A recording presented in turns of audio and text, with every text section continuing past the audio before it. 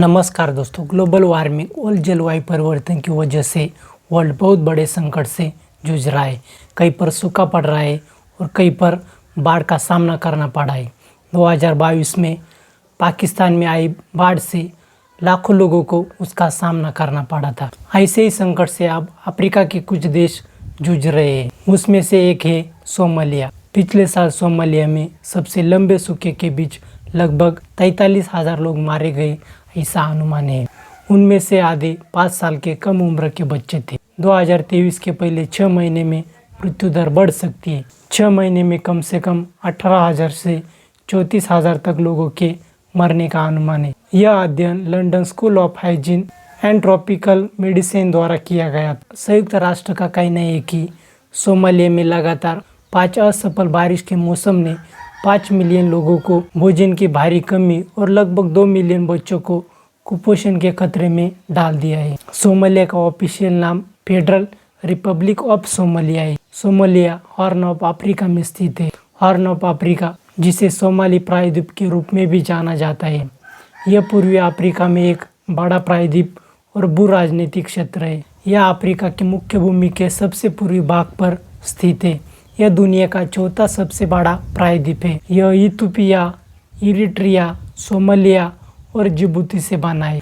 Horn of Africa में Somalia दूसरा सबसे बड़ा देश है। सोमालिया के पश्चिम में इथियोपिया, उत्तर पश्चिम में जिबूती, उत्तर में एडन की खाड़ी, पूर्व में हिंद महासागर और दक्षिण में केन्या है। सोमालिया अफ्रीका की मुख्य भूमि पर सबसे लंबी तटरेखा वाला देश है। इसके इलाके में मुख्य रूप से पठार, मैदान और आइलैंड शामिल है। गर्म परिस्थितियां साल भर बनी रहती है, जिसमें आवधिक मानसूनी हवाएं और अनियमित वर्षा होती है। सोमालिया की अनुमानित आबादी लगभग 17.1 मिलियन है, जिसमें से 2 मिलियन से अधिक राजधानी और सबसे बड़े शहर मोगादिशु में रहते हैं। और इसे अफ्रीका के सबसे सांस्कृतिक रूप से सजातीय देश के रूप में वर्णित किया गया है। इसके लगभग 85% निवासी सोमालियाई जाति के हैं, जिन्होंने ऐतिहासिक रूप से देश के उत्तर में निवास किया है। जातीय अल्पसंख्यक काफी हद तक दक्षिण में स्थित है। सोमालिया की आधिकारिक भाषाएं सोमाली और अरबी है। सोमालिया में अधिकांश लोग मुस्लिम हैं। इनमें से अधिकांश सुन्नी पंथ के हैं। प्राचीन काल में सोमालिया एक महत्वपूर्ण वाणिज्यिक केंद्र था। यह पुण्य की प्राचीन भूमि के सबसे संभावित स्थानों में से एक है। देश का एक लंबा और जटिल इतिहास है। ऐसी संभावना है कि सोमालिया अपने स्थान के कारण शुरुआती मनुष्य द्वारा बसाई जाने वाली पहली भूमि में से एक था। शिकारी और संग्रहकर्ता अपने प्रवास से पहले यहाँ बस गए थे। पाषाण युग के दौरान डोइया और हार्गेसन संस्कृतियाँ यहाँ पर पनपी। हॉर्न ऑफ अफ्रीका में दफन रीति रिवाजों का सबसे पुराना सबूत सोमालिया की कब्रिस्तानों से आता है, जो 34 सहस्राब्दी ईसा पूर्व से है, जिसमें 10,000 से अधिक वर्षों में मानव बस्ती के प्रमाण मिलते हैं। प्राचीन पिरामिड संरचनाएं, मकबरे, खंडहर शहर और पत्थर की दीवारें जैसे कि वारगाड़े दीवार एक पुरातन सभ्यता का प्रमाण है, जो कभी सोमाली प्रायद्वीप में पनपी थी। सोमालिया सदियों से व्यापार और प्रवासन का केंद्र भी रहा है और इसके लोग अरब, फारसी, तुर्की, भारतीय और यूरोप सहित कई संस्कृतियां और सभ्यताओं से प्रभावित हुए। सोमालिया के क्षेत्र में संयुक्त राष्ट्र समर्पित जनमत संग्रह हुआ था। इसके कारण 1 जुलाई 1960 को सोमालिया ने इटली से अपनी स्वतंत्रता प्राप्त की, जो कि इटालियन औपनिवेशिक शासन के अधीन था। जनमत संग्रह के परिणाम स्वरूप स्वतंत्रता के लिए भारी मतदान हुआ, जिसमें 99% जनसंख्या ने स्वतंत्रता के पक्ष में मतदान किया। सोमालीलैंड राज्य ने 26 जून 1960 को ब्रिटेन से अपनी स्वतंत्रता प्राप्त की थी। 1 जुलाई 1960 को सोमाली गणराज्य बनने के लिए पूर्व इटालियन सोमालिया के साथ एकजुट हो गया। नए सोमालिया ने सरकार की एक लोकतांत्रिक व्यवस्था को अपनाया। उन्होंने एक नया संविधान अपनाया, जो सभी नागरिकों के अधिकारों और स्वतंत्रता की गारंटी देता है। स्वतंत्रता के प्रारंभिक वर्षों में नए राष्ट्र के भविष्य के लिए सरकार ने काम करना शुरू किया। सरकार ने अपने नागरिकों के जीवन को बेहतर बनाने के लिए सड़कों, स्कूलों, अस्पतालों जैसे संस्थानों और बुनियादी ढांचे के निर्माण पर ध्यान केंद्रित किया। हालांकि देश की राजनीतिक और आर्थिक समस्याएं जल्दी स्पष्ट हो गई और विभिन्न गुटों और क्षेत्र के बीच तनाव बढ़ने लगा। 15 अक्टूबर 1969 को सोमालिया के तत्कालीन राष्ट्रपति अब्दुल रशीद अली शेरमार्के को उनके एक अंगरक्षक ने गोली मार दी। उनकी हत्या के तुरंत बाद 21 अक्टूबर 1969 में जनरल रियाज बर्के के नेतृत्व में एक सैन्य तख्तापलट हुआ। शेरमार्के की हत्या के बाद बर्के के साथ सर्वोच्च क्रांतिकारी परिषद के लेफ्टिनेंट कर्नल सलाद गेरेबे कड़िये और पुलिस प्रमुख जामा कोरसेल ने सत्ता संभाली। केडिये ने आधिकारिक तौर पर क्रांति के जनक की उपाधि धारण की और बर्रे जल्द ही एसआरसी के प्रमुख बन गए। एसआरसी ने बाद में देश का नाम बदलकर सोमाली लोकतांत्रिक गणराज्य किया। संसद और सर्वोच्च न्यायालय को भंग कर दिया और संविधान को निलंबित कर दिया। उन्होंने नागरिक सरकार को उखड़ फेंका और 2 दशकों से अधिक समय तक चलने वाली समाजवादी सरकार की स्थापना की। इस अवधि के दौरान सरकार ने राजनीतिक विरोध को दबा दिया, भाषण और विधानसभा की स्वतंत्रता को प्रतिबंधित कर दिया और मानवाधिकारों का हनन किया। नई शासन की विदेश नीति ने अरब दुनिया के साथ सोमालिया के पारंपरिक और धार्मिक संबंधों पर जोर दिया। सोमालिया फरवरी 1974 में अरब लीग में शामिल हुआ।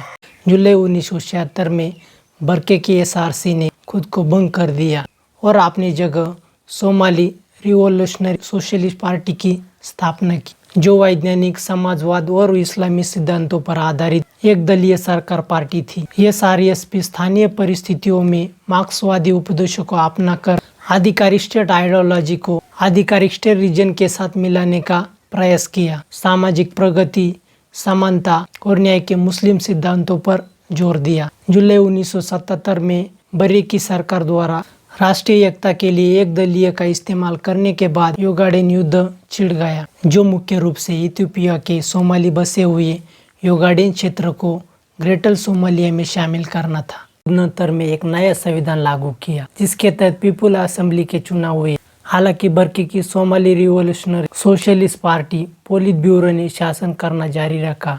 अक्टूबर 1980 में एसआरएसपी को भंग कर दिया और इसके स्थान पर सर्वोच्च क्रांतिकारी परिषद को फिर से स्थापित किया गया। उस समय तक बर्रे की सरकार तेजी से अलोकप्रिय हो गई थी। 1980 के दशक में शासन और कमजोर हो गया क्योंकि शीत युद्ध करीब आ गया था और सोमालिया का सामरिक महत्व कम हो गया था। सरकार तेजी से अधिनायकवादी बन गई और प्रतिरोध आंदोलन इथियोपिया द्वारा प्रोत्साहित किया गया।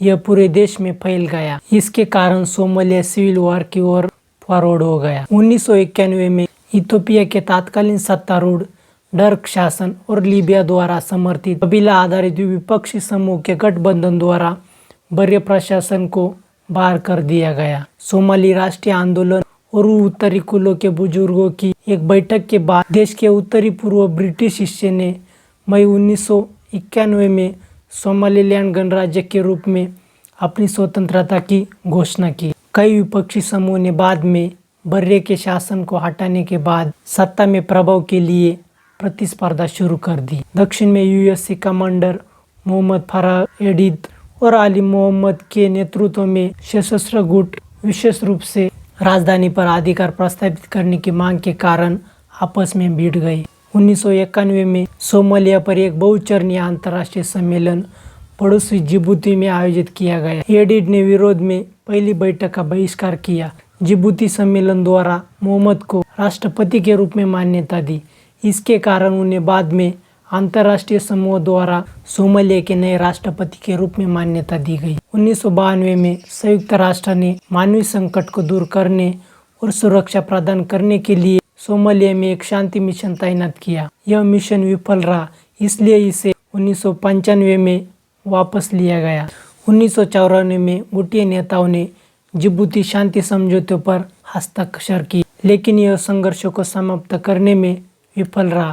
2000 में एक संक्रमणकालीन सरकार की स्थापना हुई, लेकिन यह देश में नियंत्रण हासिल करने में विफल रही। 2004 में अंतर्राष्ट्रीय समुदाय के समर्थन से एक नई संक्रमणकालीन सरकार का गठन किया गया, जिसे संक्रमणकालीन सरकार यानी टीएफजी के रूप में जाना जाता है। टीएफजी राजधानी शहर मोगादिशु और देश के कुछ अन्य हिस्सों पर नियंत्रण हासिल करने में कामयाब रहा। हालांकि इसे अल शबाब इस्लामी समूह के लगातार हमले का सामना करना पड़ा।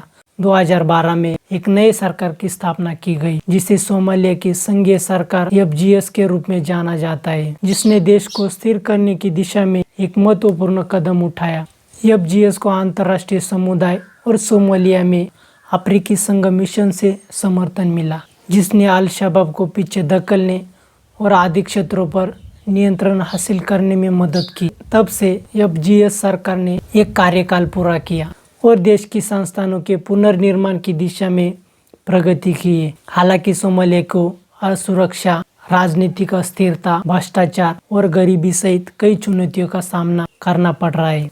अल शबाब अभी भी एक महत्वपूर्ण खतरा बना हुआ है और विभिन्न क्षेत्रीय प्रशासनों और गुटों के बीच संघर्ष चल रहे हैं। हाल के वर्षों में कई सुधार और पहलों के माध्यम से नई चुनौतियों का समाधान करने के प्रयास किए गए हैं। देश में 2017 और 2021 में राष्ट्रपति चुनाव हुए, जिन्हें लोकतांत्रिक शासन की दिशा में एक महत्वपूर्ण कदम के रूप में देखा गया। अंतर्राष्ट्रीय समुदाय ने भी मानवीय सहायता, विकास सहायता और शांति स्थापना के माध्यम से सोमालिया में सहायता प्रदान करना जारी रखा है। सोमालिया की प्रति व्यक्ति GDP दुनिया के सबसे कम में से एक है और यह सबसे कम विकसित देश समूह से संबंधित है।